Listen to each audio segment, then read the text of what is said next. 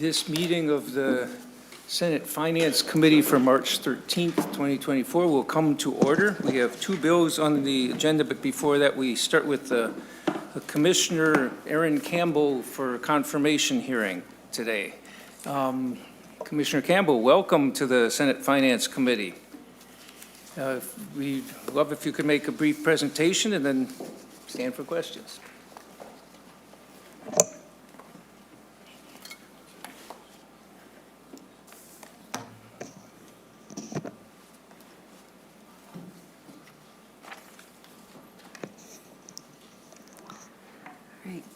Good morning, Chair Marty and members. For the record, my name is Erin Campbell.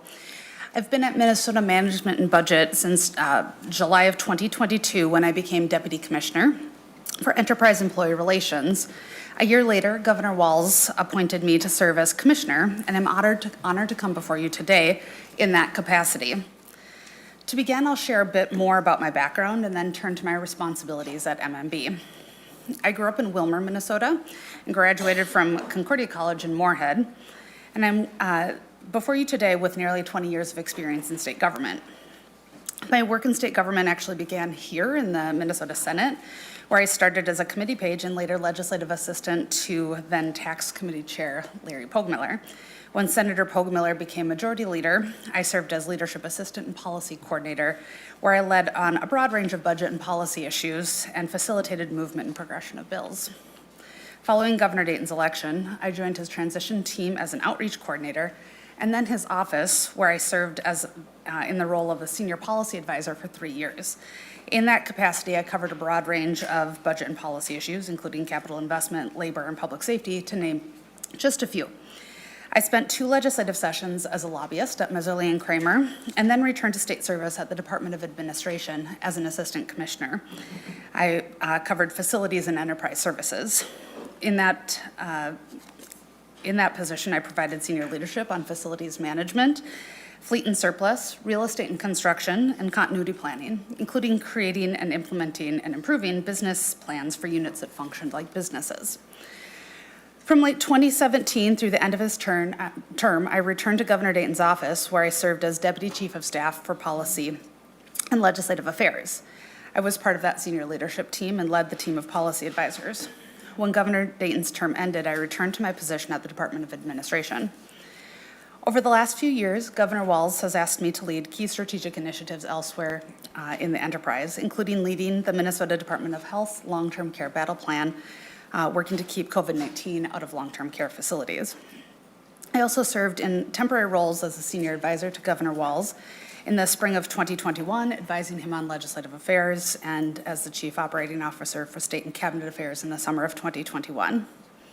In 2022, I came to MMB as Deputy Commissioner for Enterprise Employee Relations, a role that I held until last summer when I became Commissioner. In this role, I oversaw the human resources and labor relations functions of state government, working to improve the employee experience and make the state an employer of choice. I've been in the role of Commissioner since mid-August, where I serve as the state's Chief Financial Officer, Chief Accounting Officer, Controller, and Chief Human Resources Officer. At MMB, we serve as stewards of the state's financial and human resources and are focused on delivering effective services for the people of Minnesota. Among our many duties, we oversee employee insurance for more than 50,000 state employees and their families across all 3 branches of state government and lead collective bargaining on behalf of the state.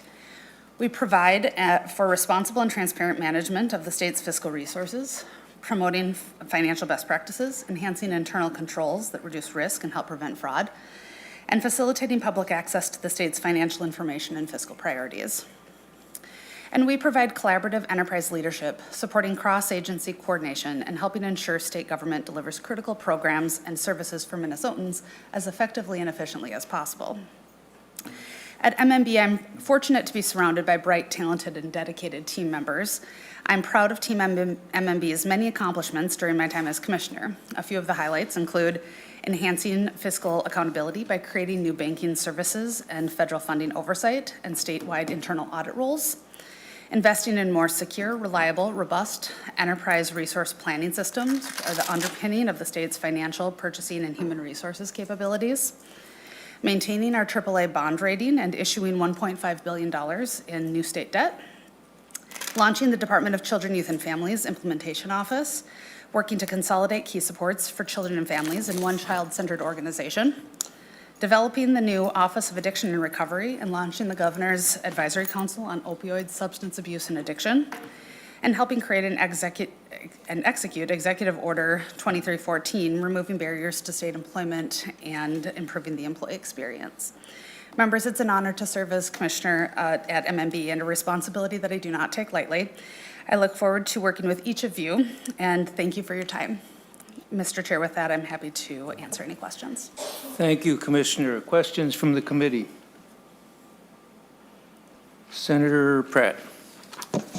Thank you, Mr. Chair, and thank you, Commissioner, for being here today. You've got a long resume.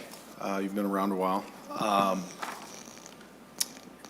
Commissioner, I'd like to talk about the forecasting process. It's a very important part of what your agency does. I've appreciated that for most of my tenure here in the legislature. MMB has been a fairly nonpartisan, straight-shooting organization. Statute 16A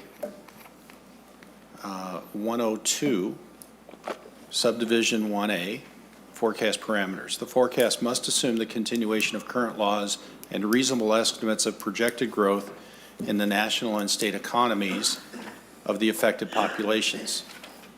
And then it goes on to say revenues must be estimated for all sources provided for in current law.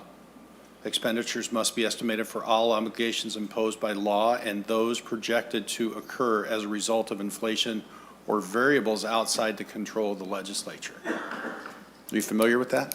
I am, Mr. Thank Chair. you, Mr. Chair.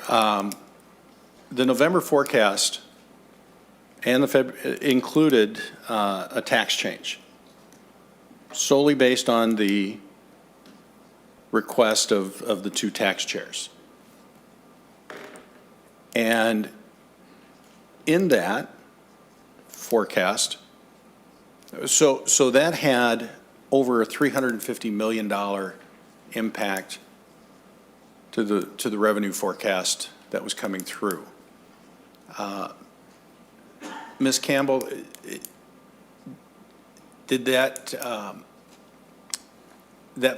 forecast, based on the chair's request, did not include all the fixes, right? It included the standard deduction, but did not include the net operating loss. Can you tell me why the governor asked you not to include that? Commissioner Campbell. Yep. Mr. Chair, members, Senator Pratt, you cited the statute on very rare occasions, and with this last November forecast being one, the forecast has deviated from current law when certain criteria are not met. And so this is not the first time that has happened. For a provision of current law to be excluded from the forecast, it is meant to meet three criteria. Both standard deduction and NOL met the first two. The first being the provision of law was clearly a drafting error or oversight as evidenced by legislative tracking and hearings. The second, that we received formal communication from legislative leaders and committee chairs that they intended to address the error at the first opportunity in the next legislative session. In both cases, we received letters from Tax Chair Senator Rest and Chair Gomez.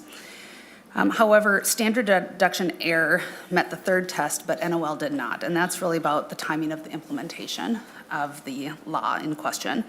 So with the case of the standard deduction error, the Department of Revenue had communicated to the legislature, the public, and MMB that the error impacts a tax year 24 liability and that there was sufficient flexibility in the statute to delay implementation. However, the effective date for the corporate NOL provision led to it taking effect for tax year FY23, calendar year 23, tax year 23. So it not meeting that third requirement led to the distinction between the two. Mr. Chair. Senator Pratt. Thank you, Mr. Chair, and thank you, Commissioner Campbell. And I appreciate that explanation, but our state law is really pretty cut and dry. There was no legislative directive. The forecast is supposed to be based off of current law. The changes could have been identified, and I'm not saying NOL should have been included in the forecast. I'm saying you should not have done any of it. It would have been easy enough to document it. And as we've discussed, the net impact of that is hiding the fiscal mistake that was made.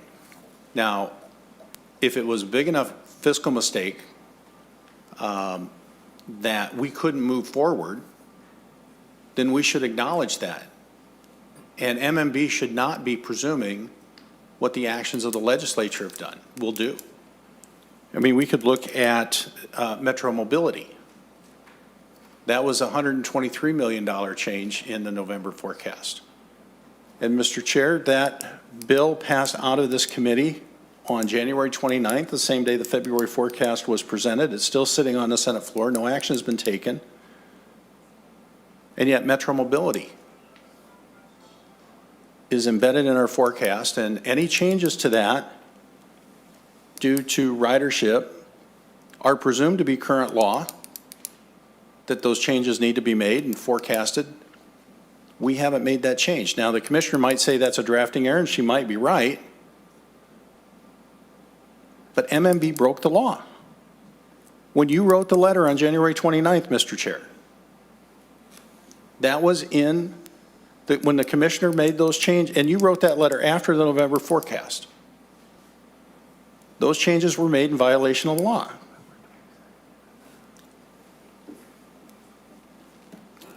Mr. Chair, may I ask another question? Go ahead, Senator Pratt. Thank you, Mr. Chair. We talked a little bit about bonding yesterday.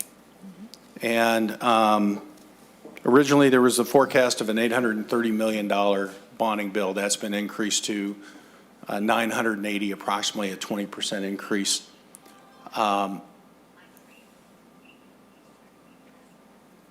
Where in statute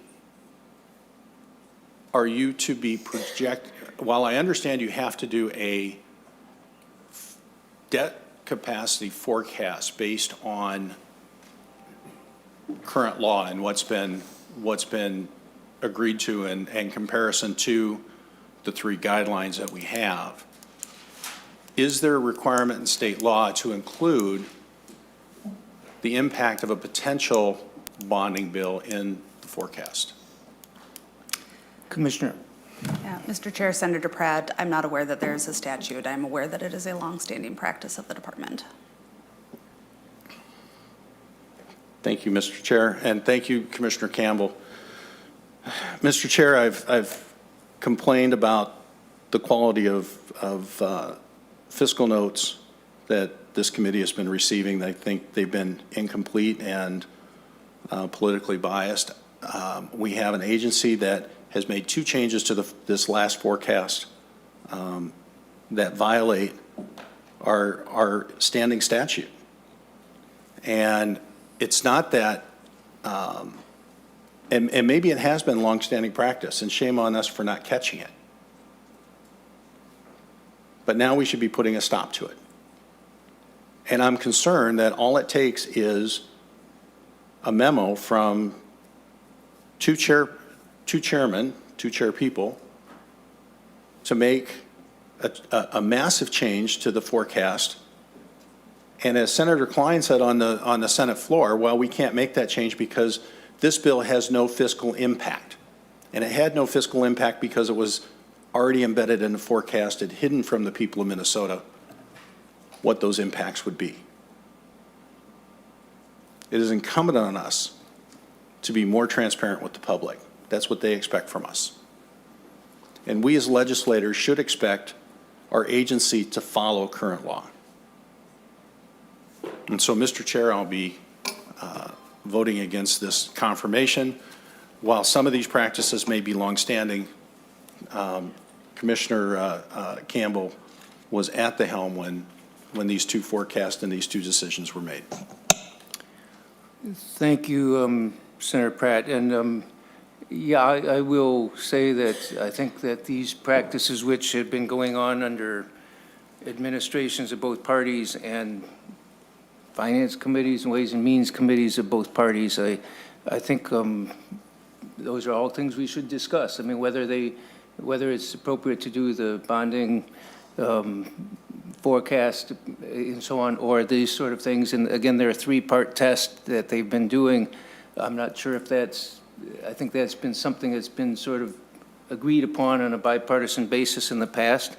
You're saying you don't like that, and I understand. You're saying I had not heard objections from people in the past, but you have obviously right to object to that. But I think saying that Commissioner Campbell for doing what her predecessors have been doing, I mean, that's your right to do that, but it seems strange that she's doing what her predecessors were doing of both parties, and I just want to point that out.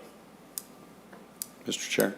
Thank you, Mr. Chair. Well, and I can appreciate that. And on the bonding piece, I certainly understand that, right, as a longstanding practice. And it's only come to my attention as I've been digging into this issue, and I'm looking forward to meeting with Commissioner Campbell and her staff next week to find out more about how this works. Because I am very concerned about the financial implications and how we are justifying our ability to do a higher bonding bill, which is in a debt service forecast, which is mandated under 16A.105. But to presume that, and we should have a discussion on if we should presume that the legislature is going to pass a bonding bill that maxes out the state's credit capacity. I think it's never been an issue until now that's come to my mind. I'm more concerned about the fact that we are making political decisions on our forecast for errors in the tax bill, maybe a drafting error in the transportation bill for a couple of years ago, because my understanding the state's been out there since Scott Newman was chair of the Transportation Committee. So we've had plenty of time to fix it. We are hiding these changes from the people of Minnesota, and all it takes is a letter from two chairs. I get you listed three criteria, and I'll acknowledge that. But I see nowhere in statute where those guidelines are written that provide the commissioner the authority to make that decision. And my hope is, and we're gonna, I'm gonna vote against this out of making a statement that I think this practice is wrong. I've complained about this practice in the past. I don't recall this practice happening in the years that I've been on the Finance Committee. And it needs to stop. This is not the way a legitimate organization manages its finances, and it seems highly political. And maybe the last time I remember this is under Commissioner Franz. I'm willing to be mistaken. That's not the point. The point is that there is no provision in state law that provides the commissioner to apply those three guidelines, and therefore they should have been footnoted. We anticipate that these changes might be made. We might have anticipated to include the net operating loss in the tax bill. But as we heard Senator Klein say, well, there's no fiscal impact because it's included in the forecast. That tied the hands of this legislature. And that should never happen, Mr. Chair. And I hope we get better controls and better protocols over how we do this in the future, because the people of Minnesota deserve it. Thank you. Thank you. Is there further discussion? Senator Westrom. Mr. Chair, in light of the discussion, Commissioner Campbell, can you cite the statute or the source of this three-part test? Where did the three-part test come from? Commissioner. Mr. Chair, Senator Westrom, the test is not in statute. The test is something that's been used, developed and used in the past by the agency and in collaboration with our partners in the legislature, as I understand it. Mr. Senator Chair, Westrom, go ahead. Commissioner Campbell, when was it developed approximately? How long ago did this test come about? Mr. Chair, Senator Westrom, I would have to get that information for you. It certainly predates me. Okay. Mr. Chair, Commissioner, can you give us a handful of examples, being this is so common? What was on the last forecast that was rearranged like we were just talking about? And can you give us 5, 10 examples in recent years of what other items were given to us in the forecast that were changed, even though the statute, current law was different, being it's such a common practice? Mr. Chair, Senator Westrom, I didn't say that it was a common practice. I said that it has happened in the past. And I don't know that it's happened 5 to 10 times. I think it's probably happened fewer than that. And I could get you that list, but I don't have it with me today. Can you remember 1 or 2 times when it's happened last? Senator Marty, Senator Westrom, I was not commissioner at that time, so I don't have that information at the top of my head. Mr. Chair, Commissioner, I'm not asking for specific page details, but I mean, if you were being advised that this is how they do it, what examples were being given to you to say, here's why we can adjust the forecast contrary to statute by what probably was more than 10% of the surplus that would have been projected otherwise? What examples were given to you so you felt comfortable doing that in violation of statute? Mr. Chair, Senator Westrom, I just can't remember right now. My apologies. Okay. Could you get me that list, or us the list, to the chair and to the rest of us? Mr. Chair. Or to my office if nobody else is interested, that'd be fine. Mr. Chair, Senator Westrom, sure. Okay. We can do that. Thanks, Chair Marty, and thank you, Commissioner, for being here. I'm sure it's not easy to sit up there and anticipate what questions we're going to have. I think Senator Pratt brings up an important issue. You know, for me, it's about transparency. You know, my perspective is more on a business side. And if we were a publicly traded company, I think the actions of your office wouldn't be allowed. And the first thought that ran through my mind was, you know, what would the bonding agencies say if they knew we weren't following state statute on forecasting our budget? And would that affect our bonding capabilities and our bonding rate down the future? So that would be, I would like to hear your perspective on that. And secondly, moving forward, what do you think you could do better for transparency to the people of Minnesota? Thank you. Commissioner. Chair Marty, Senator Draheim, we actually did put this, when we went before the rating agencies last summer, this information was included in the materials that went to them, so they have this information, and at that time it did not impact our rating. I care a great deal about the credibility of the forecasts. I would venture that my agency cares more about the credibility of the forecast than most others, because we deliver it twice a year, and we want to make sure that that information is useful and helps policymakers make decisions. The people who put together the forecast, it is a group of nonpartisan state employees who are subject matter expert. It's not me personally, who do that work. Their credibility is important to me. So I would just say that this feedback is helpful and important, and I think that what we can do is continue to have conversations with you about what that credibility looks like for you all, and to understand that a little bit better, so that we don't end up in a position where our forecasts, the credibility of our forecasts, are called into question. Senator Draheim. Thank you.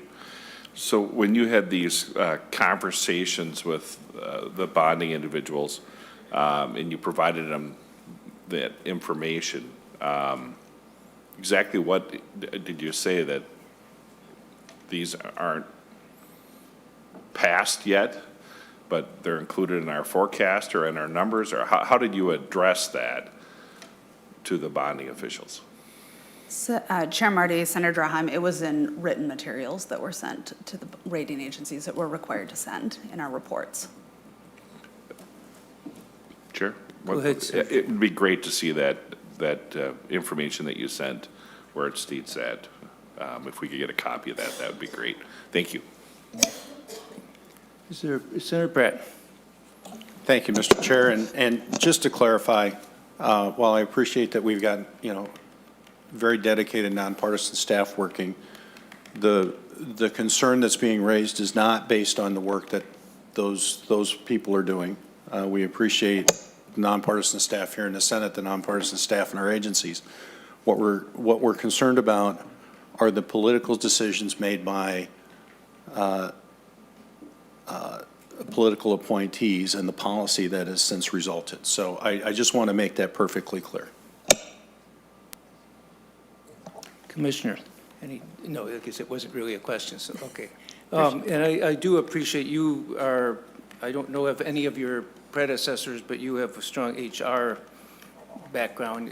Have other commissioners come from that focus, or? Thank you for the question, Mr. Chair. No, I think I'm the first commissioner who comes into the role with experience working in our human resources and labor relations spaces. As you know, MMB certainly works with our state's finances, but we also are in charge of we're the largest employer, or close to the largest employer at the state, in the state consistently. And so overseeing close to 37,000 state employees at this point, managing human resources, labor relations, training and development, employee experience, anything that touches state employees, including insurance for all of us. Senator Westrom, you had your hand up? Mr. Chair, in response to one of the earlier questions, Commissioner, you talked about it's the nonpartisan staff that put the report together. So are you telling us that the nonpartisan staff took it upon themselves to ignore statute and just bake this in, or who gave them the directive to do this? It has to be one of the two. So can you give us some insight on that? Did they just decide to do that on their own? Mr. Chair, Senator Westrom, certainly not. That was a conversation based on leadership of the agency and the legislature. And Mr. Chair, Commissioner, so would it have been you that gave them this directive, or Governor Walz? Who would have told them ignore statute or add to the forecast this, even though statute says do it according to what's in statute? Mr. Chair, Senator Westrom, to be honest with you, those conversations were happening before I became commissioner. Okay. And one more question, Mr. Chair or Commissioner, that's arisen as we're talking about this. So you gave the bonding council this information last summer. My understanding is that letters from the tax chairs came later than that. When did those letters come to your office? Mr. Chair, Senator Westrom, I would have to pull those letters up to look at the date. I know that I received copies of them before I became commissioner. So Okay. I would guess it was in the late June, early July timeframe, but I would need to verify that. And Mr. Chair, Commissioner, while this may or may not be a common practice, it's coming to light here in a pretty dramatic way. How do we fix this? And Commissioner, let's just step back 2 years when the Republicans had a one-vote majority in the Senate, or similar to the one-vote majority the Democrats have, and the House was a DFL majority. Would those letters have the same weight to you if it was a Republican Senate or Republican House and a Democrat House and Democrat Senate, a split body? Would they carry the same weight in your test, three-part test? Mr. Chair, Senator Westrom, yes. And so, Mr. Chair, Commissioner, I thought that would be the answer, but I hope people see the problem in that. And if you've got a split legislature, you probably have less control over a change being made, although the agency doesn't have control and shouldn't have control over the legislative branch either way. But if a three-part test is somehow developed to violate statute, and if we'd have had a one-vote majority Republicans in the Senate, like it was 2 years ago, there's a whole lot of debate that in conversation that goes into a tax change such as this major of an oversight. It looks to me like this three-part test ought to be thrown out and maybe replaced with footnotes, but it sure shouldn't affect the state budget surplus or the forecast or deficits for that matter. And so do you see this three-part test as something you continue with, or is it something that should be thrown out? Mr. Chair, Senator Westrom, I think that probably requires conversations with the legislature. Mr. Chair, Commissioner, I would respectfully suggest your agency should throw that out and tell the legislature, if we want to give you that flexibility, we should give you that flexibility. I don't think there's any authority that you should continue with that kind of a test, and I think for the variety of reasons we've just pointed out, it could be a very big problem. And if we're telling bond counsel information way back last summer, banking on the legislature, I mean, a one-vote majority here in the Senate, you know, an illness could take somebody's life, and a special election could occur, and the majorities could flip in 6 months, just for example. So I just, to bake that into a forecast, I think is troubling as I hear about it here. I would suggest the agency get rid of that test. And if you want the flexibility for it, or the legislature wants to give the flexibility, and I realize if it wasn't developed under you, it's incumbent on you to throw it out, and the legislature either change the statute if that's what we want to do, or we follow the statute. So appreciate that. I'll appreciate the documents you get to us. I would encourage you to at least give us 10 years just so we have a picture of how many times it's been used in the last 10 years. That would be helpful. Commissioner, yes, if you could get some examples of that. I've seen some come up, but I think it's helpful. Is there further discussion?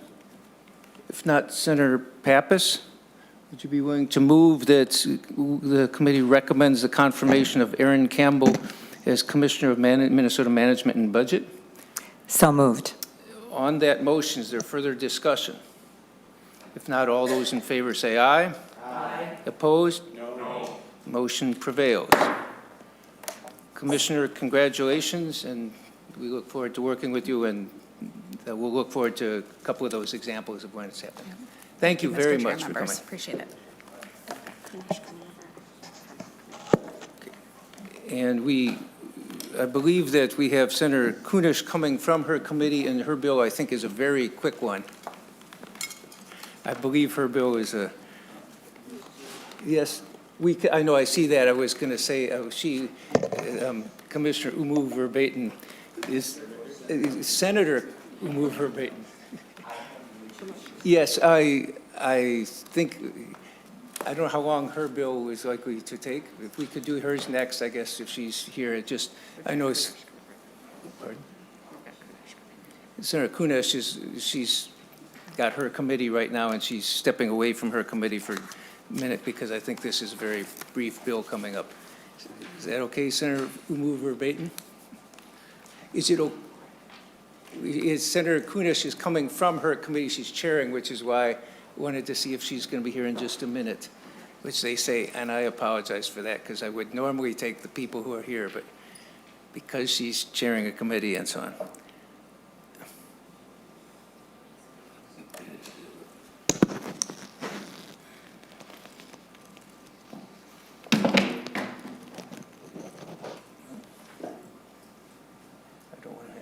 Keep waiting.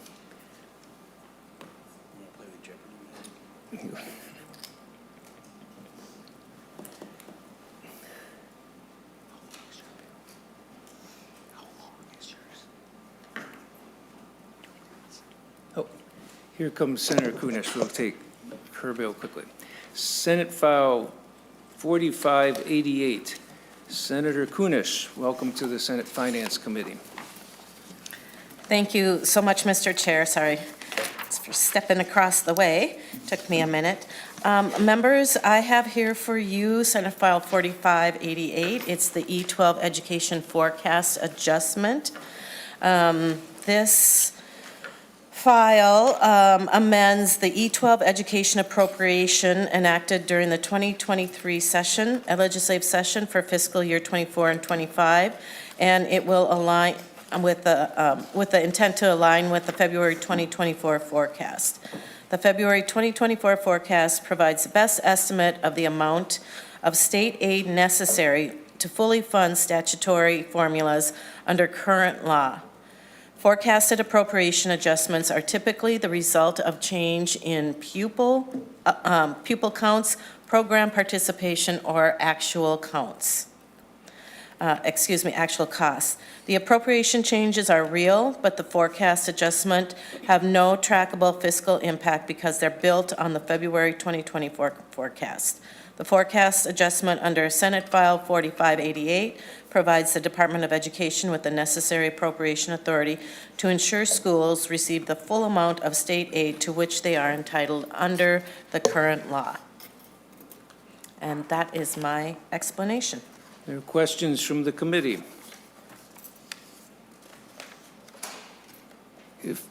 Senator Pratt.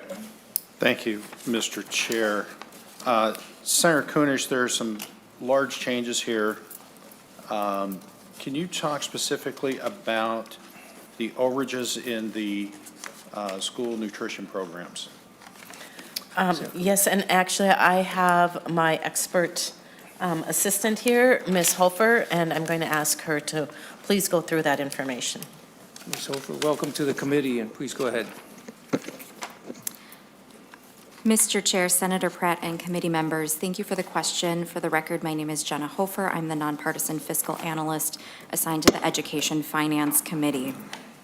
Senator Pratt, to your question, the nutrition appropriations appear, let me find them here, on page 9 of the bill, and as you can see, there are changes from the end of session amounts. Most of this is driven by changes in participation in the program. So compared to the end of session, you can see that it's an increase in the school breakfast program of about $18.3 million in fiscal year 24 and $21.6 million in fiscal year 25. And in the school lunch program for fiscal year 2024, there's an increase of $27.9 million compared to end of session and $41.1 million compared to end of session. Mr. Chair, could I ask Ms. Hofer to please repeat the lunch number for 2024? Yes, Mr. Chair and Senator Pratt. For fiscal year 2024, the change from end of session is $27.9 million. Thank you. Senator Pratt. Thank you, Mr. Chair. Not to rehash the arguments of whether or not this was a good policy or bad policy. I think it goes to the comments that were made earlier today, but also last year when we were debating this bill, that the forecast was way underestimated the cost of this program. The assumptions were flawed and I think politically motivated to keep the program cost down, knowing that we could have a forecast adjustment bill kind of run through. Again, there'll be no fiscal impact because this is in the forecast. It's part of current law. I'll admit that. And so while this is a relatively non-controversial bill, it goes to the fact that we have had the Walls administration agencies consistently give us bad information, skewed information on these types of programs that they want to have. And it's hard for, and while I don't normally make accusations, it's hard for me to understand how we could be 40% off on a program in a biennium and not, and just have it be an oops. To underestimate the take rate. I mean, we should have been more conservative and assumed that more kids would be taking advantage of this program. Now, we can't control pupil counts. But this is well beyond pupil counts. This is actually the percentage of students that are taking these funds. And while I'll vote in favor of the bill to move forward, I think it's important for this committee to understand that the fiscal notes that we have are not credible. And the assumptions seem to be politically motivated. And we raised this issue last year. The reason I raised it again today, Mr. Chair. So while the bill itself is non-controversial, I am wholly disappointed in the information we're getting from the administration. Senator Dames. Well, thank you, Mr. Chair and members. I think this is a good incidence where we need to rely on more accurate fiscal notes. And I think it's very unfortunate, and this isn't the first time this has happened, that the fiscal notes that we're getting during the process, many times we don't get the fiscal notes. Just the other day, we had bills passing out of Commerce, no fiscal notes. We really need to get these fiscal notes. We need to get accurate ones so things like this don't happen. This is unfortunate. We're coming up with that many dollars difference from the fiscal note until what actually happens. So I just encourage everybody to, the chairs of the committees, to make sure you have fiscal notes and the people putting them together to make sure they're accurate. Thank you, Mr. Chair. Thank you. And I've seen fiscal notes that are too high and too low. I've seen them both ways over the years, and I think the people who are trying to make fiscal notes, both in our own legislative budget office and also in the agencies, are trying to do the best they can. And one thing I'll note about the school breakfast and lunch program, I know in one of the districts I represent in Roseville, they've said that it's been really incredible because they had so many more students there. Now they're able to move from prepackaged foods to cooked foods. They're hiring cooks and so on and doing a lot more creative, I would argue, healthier eating for the students. And so I think there's been some big benefits from this. But in terms of the forecasts, I've seen many that are too high and many that are too low. And I guess what I'd say is I'm not the economist or the forecaster or anything else with this, but I think they are trying their best. And I've seen them, like any forecast, they get some are too high and some are too low. Senator Dames. Thank you, Mr. Chair. Just to follow up on that, definitely there can be mistakes made on fiscal notes or that the information isn't always accurate. I understand that. That's no excuse why chair people are not using fiscal notes. When a fiscal note is required on a bill, we should not be passing that bill out of committee until we have the fiscal note so people have all the information in front of them. So we can look at all the different array of things, but the fact of the matter is, let's start following our guidelines and rules around here. Let's get a fiscal note when we're supposed to have them, and let's have that before we start moving the bill from committee to committee or committee to floor. Thank you. Senator Senator Pratt. Go ahead with No, Senator it Francine was- first. Was going to have him move the bill if there was no Oh. further discussion, so go ahead. Well, thank you, Mr. Chair, and we realize that, fiscal notes are not meant to be perfect.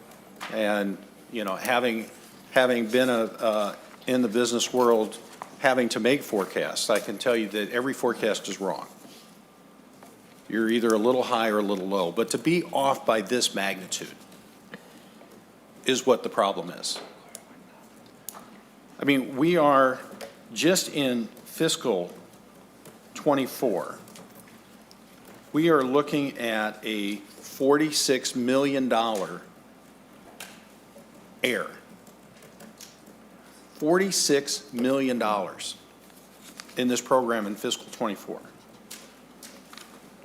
So it's not that mistakes are made, it's the magnitude in this case of the mistake that was made.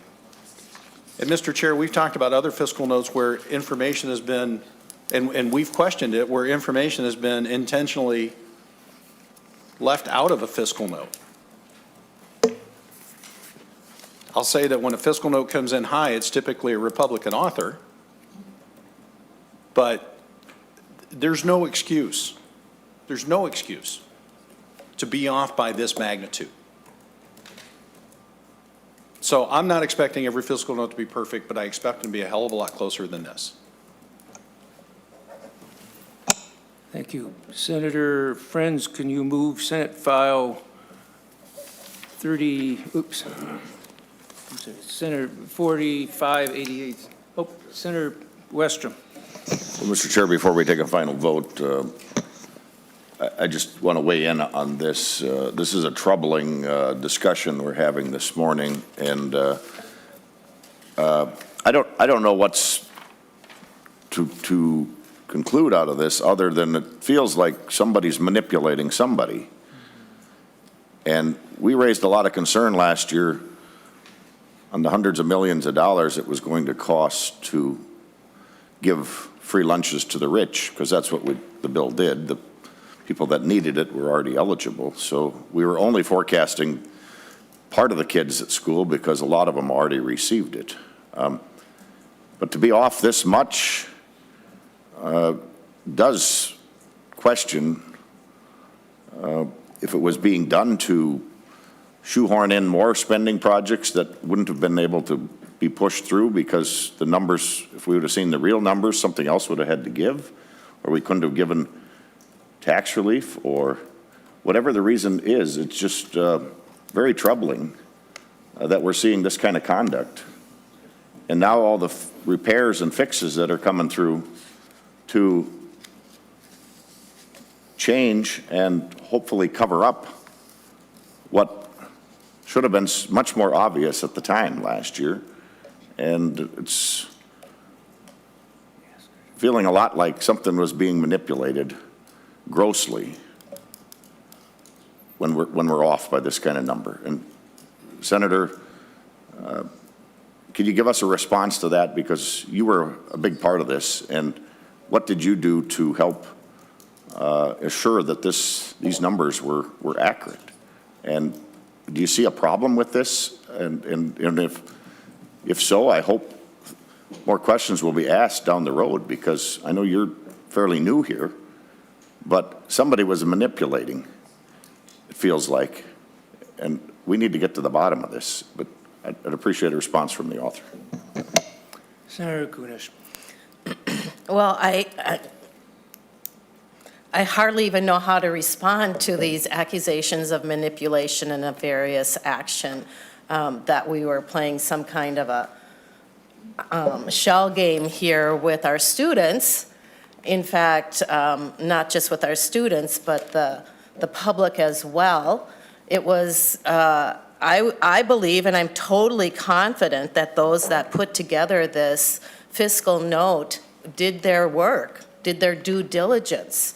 The fact that it came out higher tells us that there's a higher need, obviously, for our families. And sometimes people can assume that a family is wealthy or doing just fine when they actually are not. And the difference between a lunch and a breakfast in a family's income can make a heck of a difference.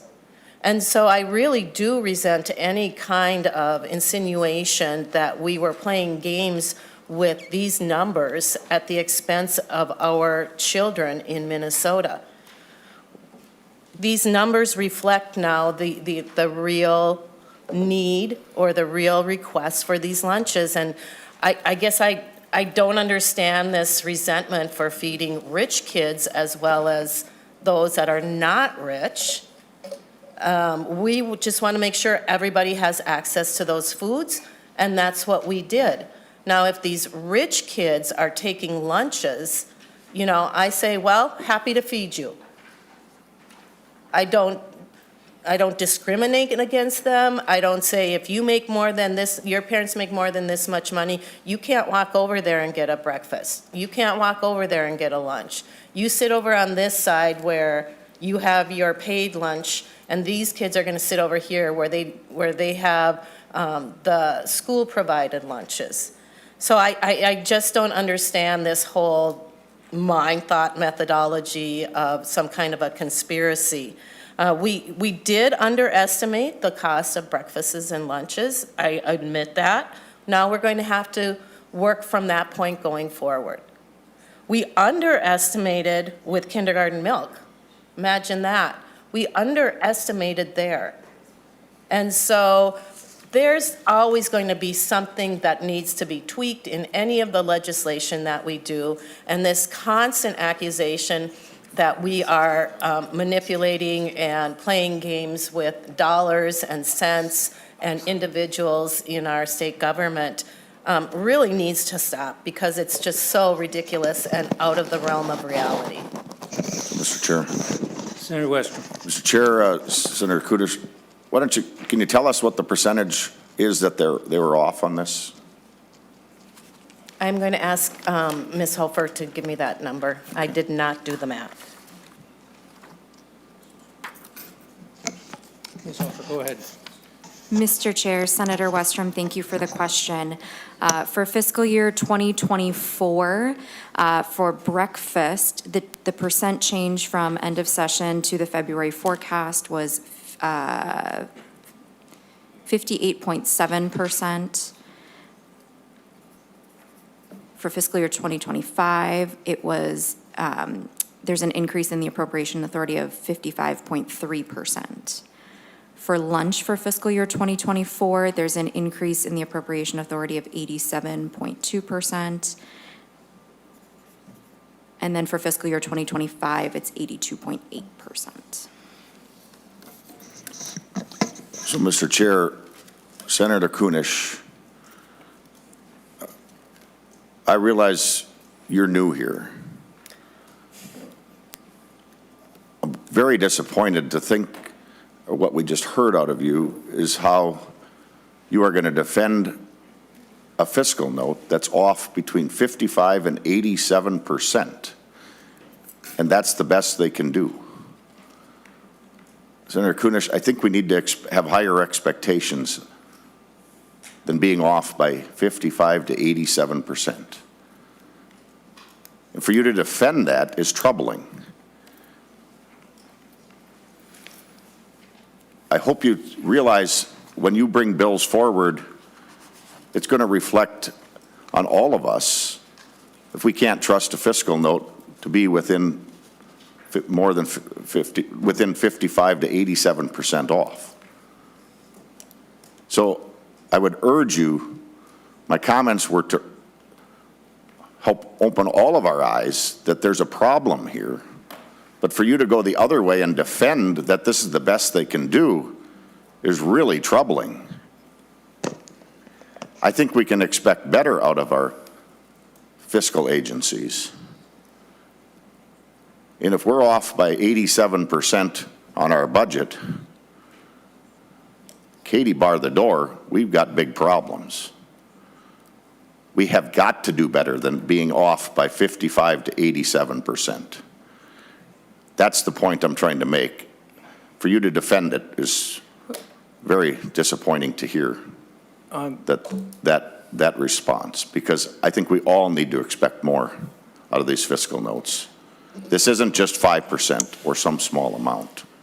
This is pretty significant in hundreds of millions of dollars. Thank you, Mr. Chair. I'm a little concerned about the tone here, just because I think, first of all, that one of the disputes here is whether we should be providing school meals to people, and I think there's a clear divide among members of the committee whether they like the idea or not like it. But then to step in and say, one, that the people, the professionals who have been making these and are quite accurate most of the time, there are mistakes and there are errors and there are things you can't foresee. I want to remind people these are nonpartisan analysts in the department who are making these things, and in our Senate, in our legislative budget office.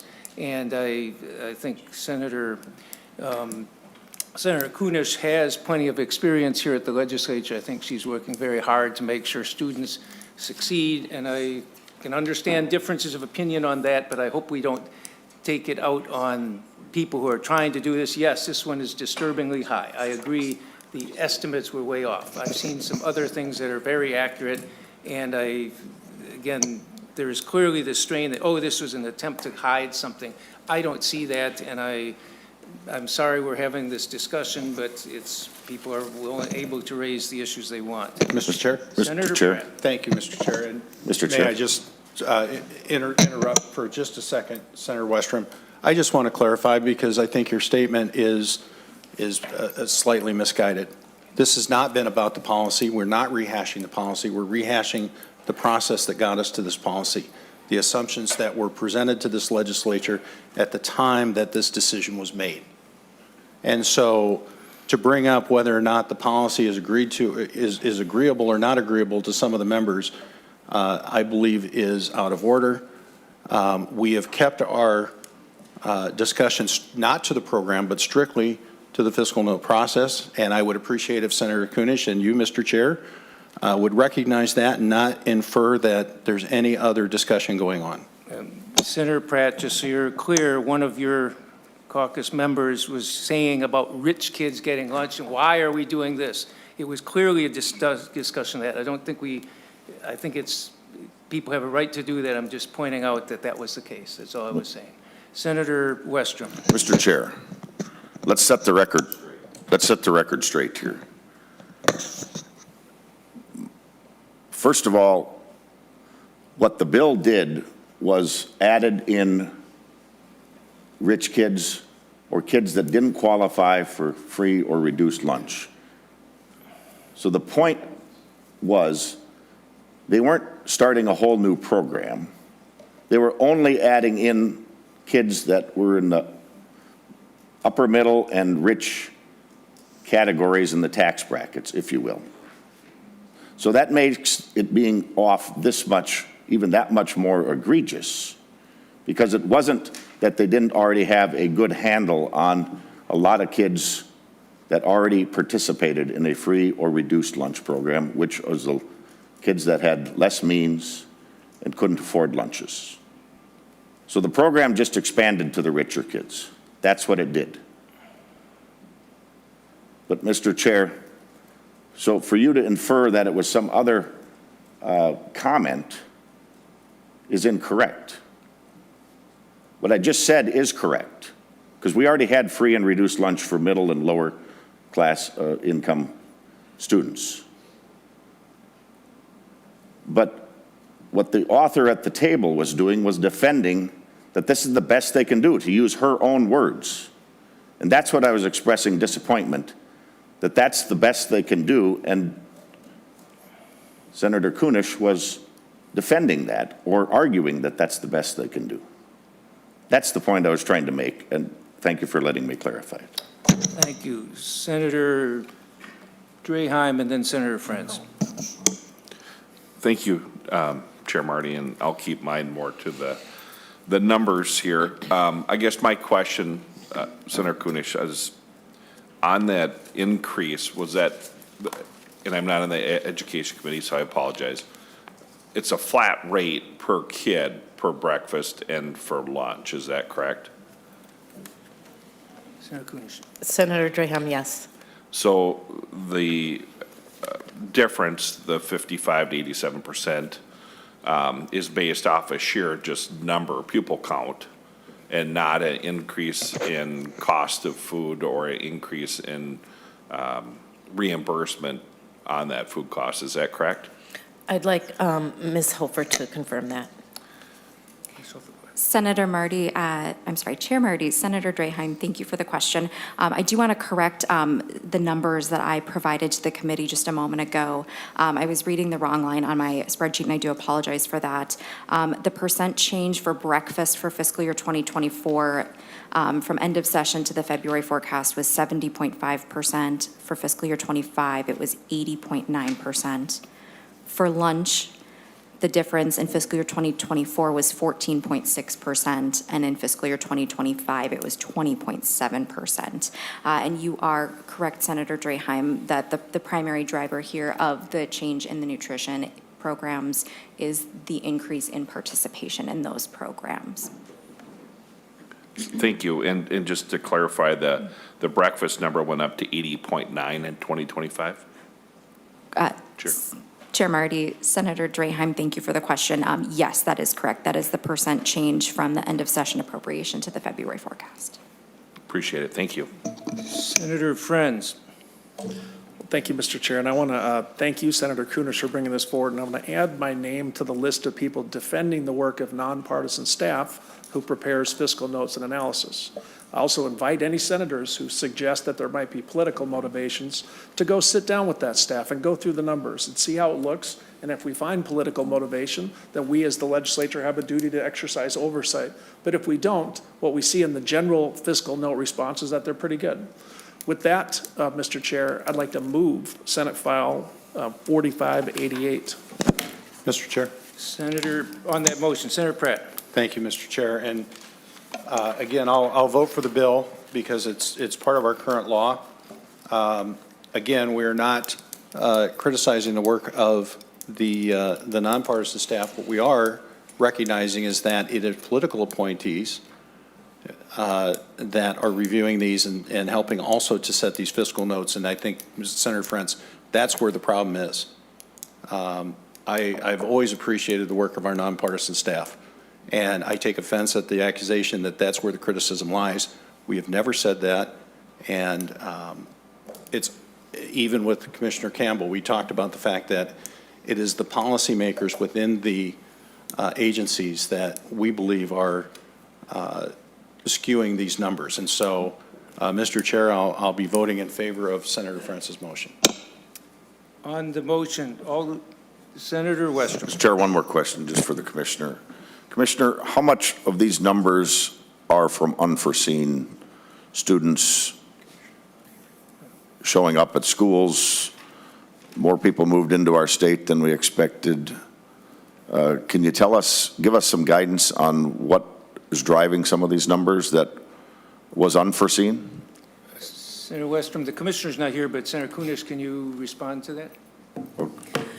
Thank you, Mr. Chair. What was unforeseen were the number of students that have participated in it.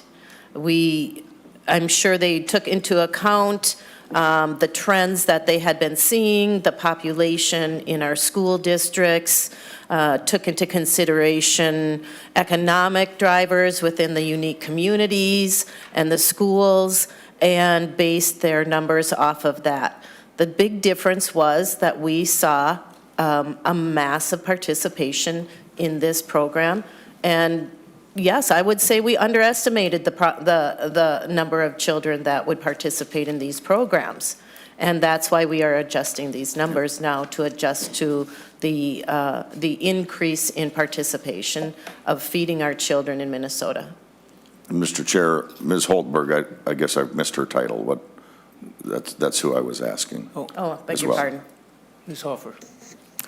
Mr. Chair and Senator Westrom, thank you for the question. So I don't have the exact proportions, and I'm not sure that there would be a breakdown available that would show the number of participants that would be part of an increase in the number of students, or those, to your question about migration, I don't know that I have the data on that available, to be able to say what type of the participation increase in the school nutrition program would be attributable to that.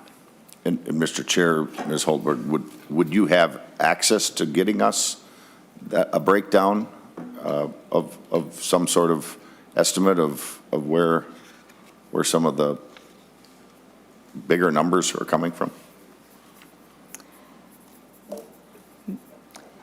Mr. Chair, Senator Westrom, can I clarify your question a little bit? When you're talking about the bigger numbers, are you meaning in the school nutrition programs? Well, Mr. Chair and Ms. Holberg, the numbers are up for some reason, and I guess just I'd be interested to know what are those numbers that you either didn't anticipate or showed up that we didn't know a year ago were going to be here. Ms. Hoffer. Mr. Chair, Senator Westrom, thank you for the question. So looking at the February 2024 forecast compared to the February 2023 forecast in terms of pupil counts, there is an increase in pupil counts between those two forecasts, so that would drive some of it. Part of that increase would be students who have migrated from elsewhere. Though I don't have data, that would clearly delineate between the increase in participation for the nutrition program versus participation an increase in the overall student pupil counts. And Mr. Chair, Ms. Holberg, would there be an estimate of how many of those children would be migrated from out of state? And that would probably also include people that have come across the southern border that have resettled in Minnesota. Do you have a number, an estimate of what that number Mr. might be? Chair, Senator Westrom, I do the February 2024 forecast assumed that in addition to the pupil counts, there would be an additional approximately 6,000 pupils in fiscal year 2024, 6,800 pupils in fiscal year 2025, 7,600 pupils in 2026, and 8,400 pupils in 2027 that would have migrated from outside of Minnesota. And these estimates for the migrant pupil count were from the Department of Education in conference with the Department of Human Services and Hennepin County officials. Very good, thank you, appreciate that information. Chair, can I get the 26 number again, please? Mr. Chair and Senator Draheim, thank you for the question. For fiscal year 2026, that assumption is 7,600 pupils would be migrating from out of state. On the Friends motion, is there further discussion? If not, all those in favor say aye. Aye. Opposed? Motion prevails. We have one more bill, Senator. Thank you, Senator Kunesh. Senate File 3094, Senator Oumou Verbeten. Welcome to the committee. I'm sorry. Your bill may be the fast one now, maybe.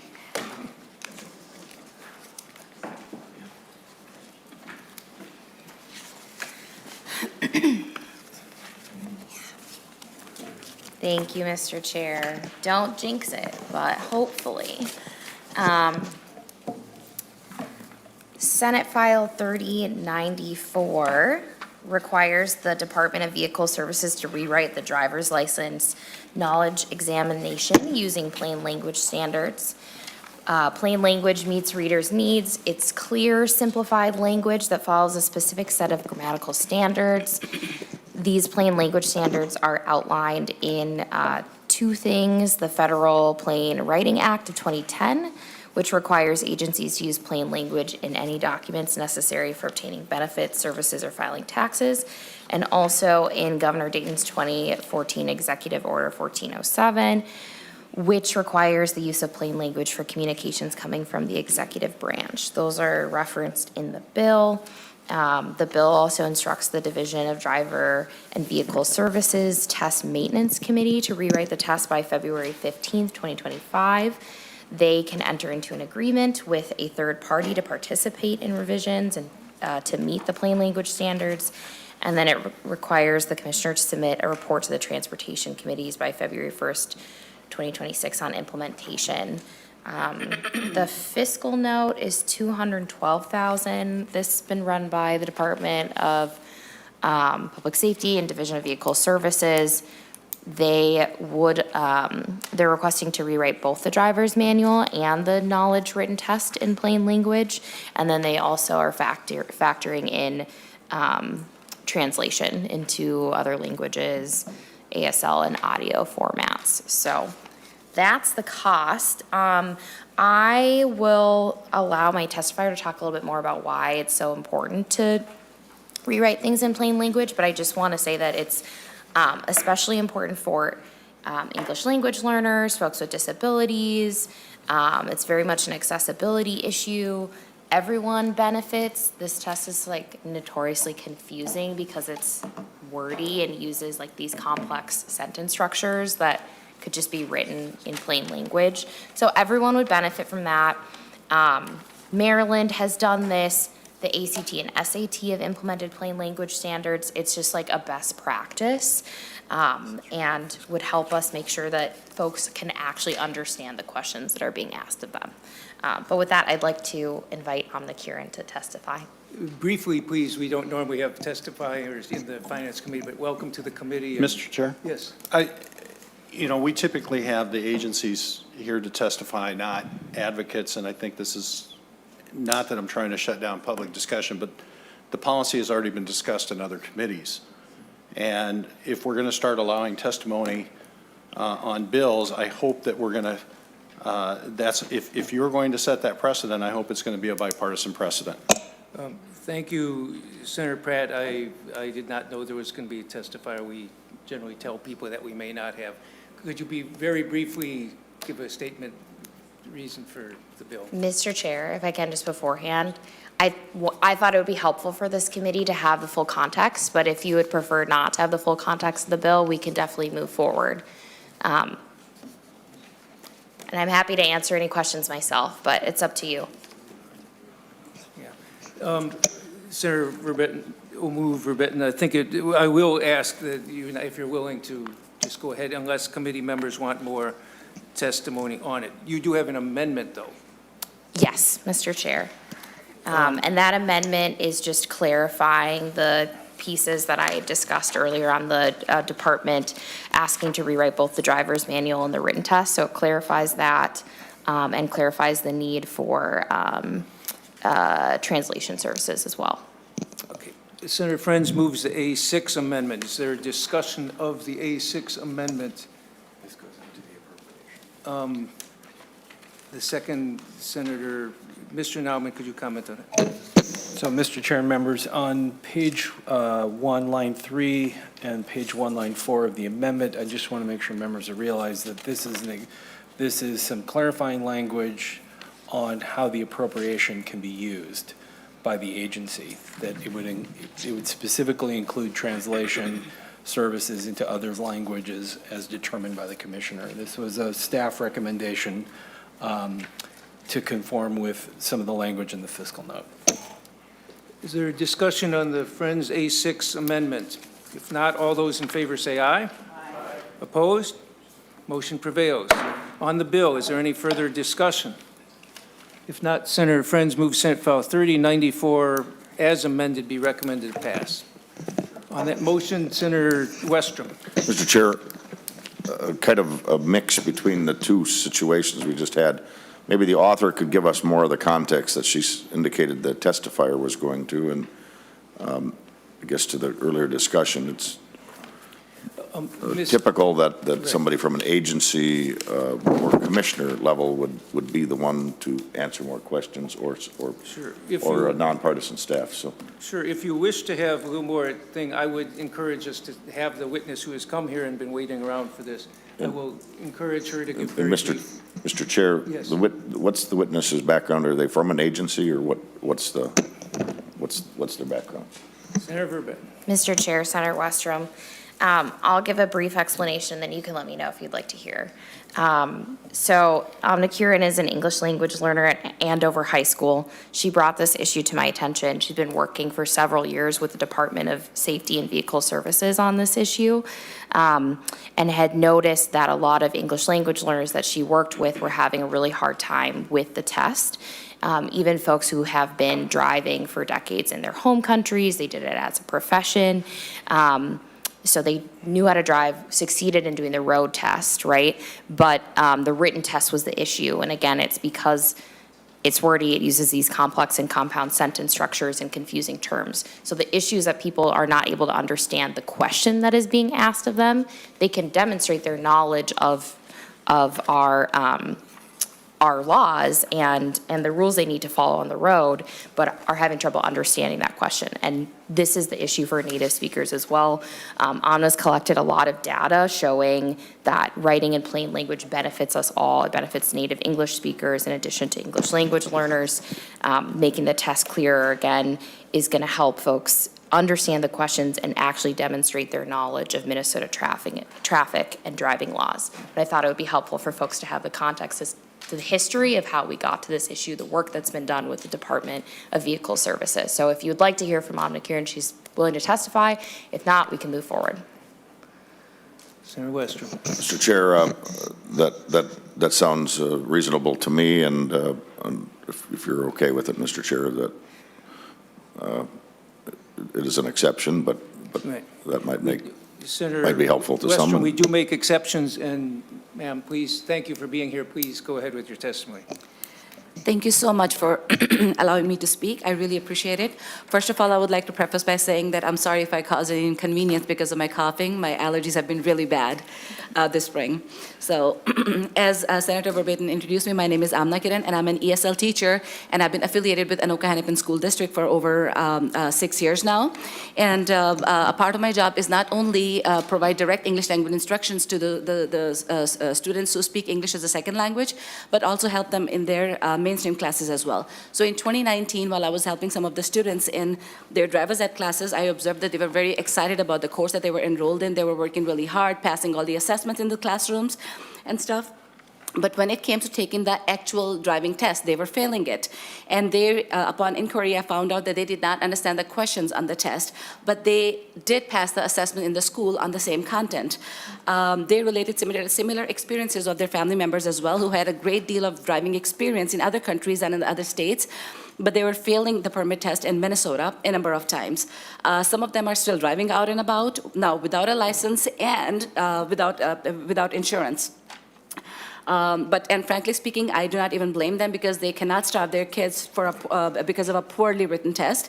And if they get caught driving without a license and without insurance, now we are turning innocent and well-intentioned citizens into criminals.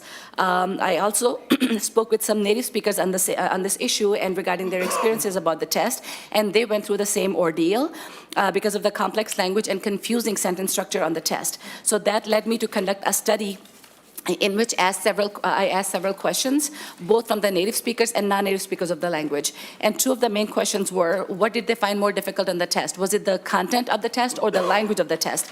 And this is the pie chart of the results. The first one is the non-native speakers, that many in the red were finding the language difficult and not the content. And this is our native speakers. So there's not much difference between the results of both the non-native speakers and the native speakers. They both are struggling with the language. And then the second question was if they found the questions confusing on the test, the way they are worded especially. And this is the pie chart for those. Non-native speakers and native speakers. That led me to the conclusion that this test needs to be simplified not only for the non-native speakers of the language, but also for the native speakers of the language too, because they're equally struggling.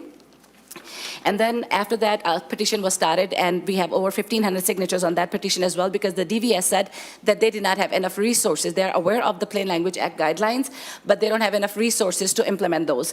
So the petition asked the governor to provide those resources to the DVS so that they can implement those Plain Language Act guidelines in their test.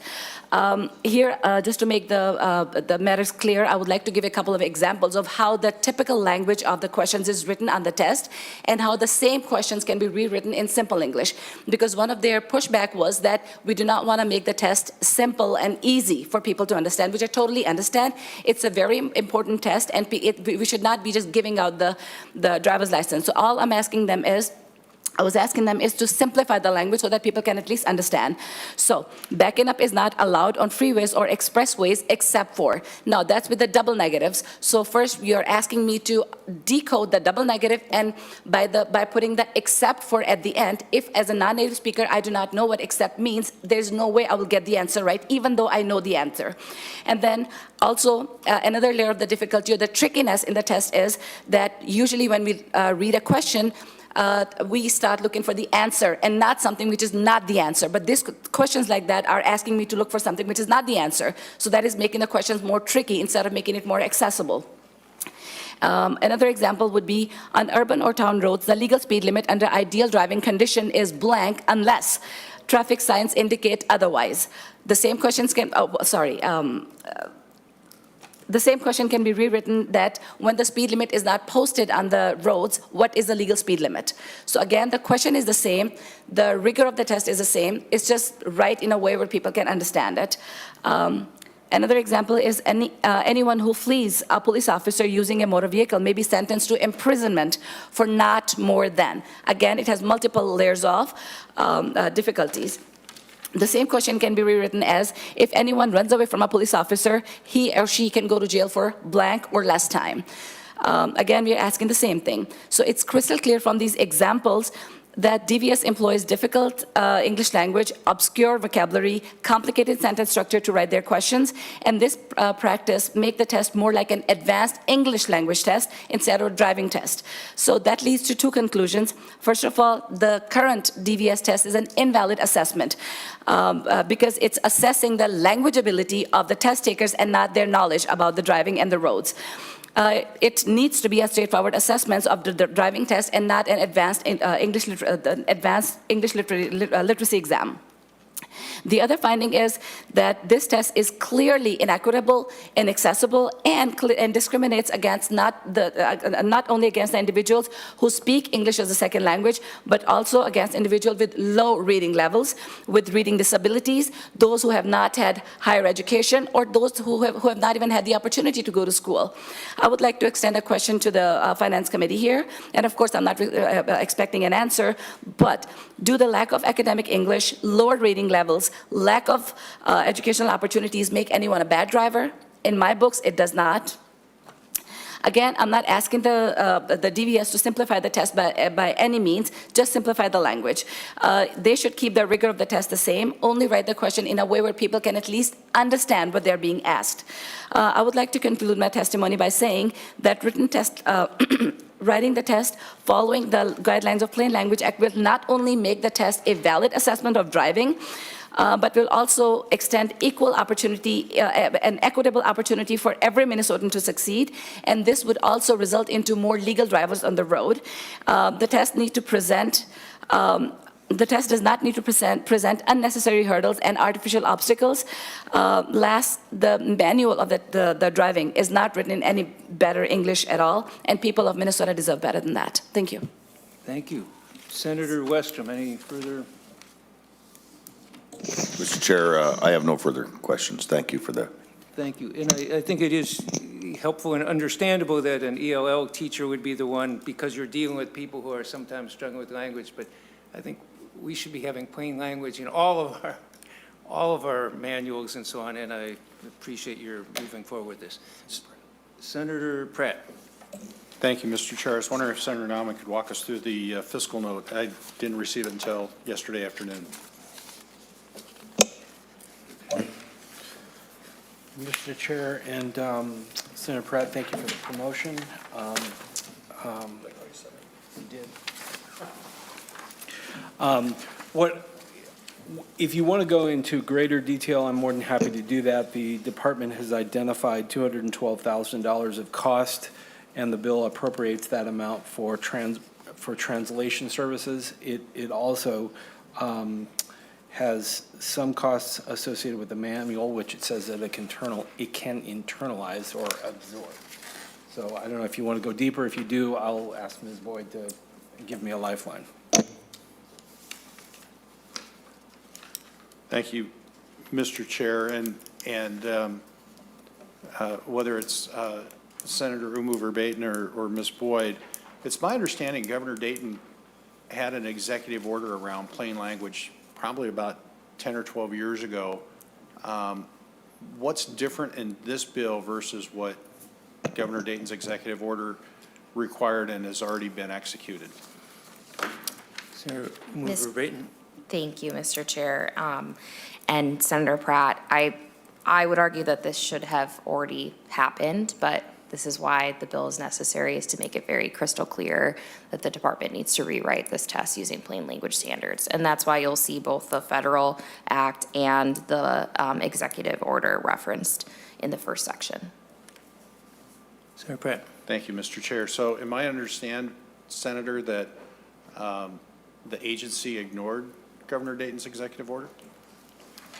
Senator Oumou Verbeten. Mr. Chair, Senator Pratt, I can't speak for the agency, but the test currently is not written in plain language standards. I think the executive order is clear. This bill is making it very clear. I've had great conversations with the agency. That's why they brought forward rewriting both the manual and the test in the fiscal note, and are ready to do this work and to put the specific committee that's tasked with it to work on rewriting it using plain language standards.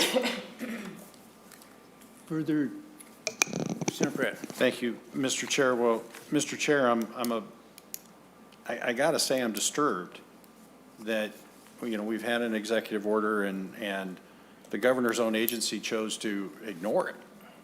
I got to admit, that's the first time I've heard that. Ms. Boyd, Mr. Nauman stated that some of these costs were going to be absorbed. Can you talk about what those costs were, and was there any discussion around staff time that would be needed in order to implement this? Because it looks like from the fiscal note, most of these are not new positions, but if I understand it correctly, getting contracts for translation. And maybe you can provide some insight on that. Go ahead, Ms. Boyd. Thank you, Mr. Chair. Senator Pratt. If you look on page 2 of the fiscal note under assumptions, I always wish the fiscal notes had line numbers, but I'll try to point out, under assumptions, the second paragraph talks about the actual work to review and edit the manual and the knowledge test, and that will be done by internal staff. It does say that costs and staff time for these meetings are part of existing duties and will be absorbed by the department. There is no estimate in this fiscal note of how much staff time is estimated to do the plain language assessment, but that those will be absorbed. Mr. Chair. Senator Oumou Verbeten. Yeah, and Senator Pratt, I would just say that was part of the discussion, is realizing that within the division, they have that test maintenance committee. So that's what Ms. Boyd was referencing. And Mr. Chair and Senator Pratt, I'll just add briefly that the language of the appropriation does allow for the hiring of a consultant for any of these costs. And that language was in the bill when the fiscal note was done, and the department did not determine that they were going to hire a consultant. They said it would be staff time. Further discussion?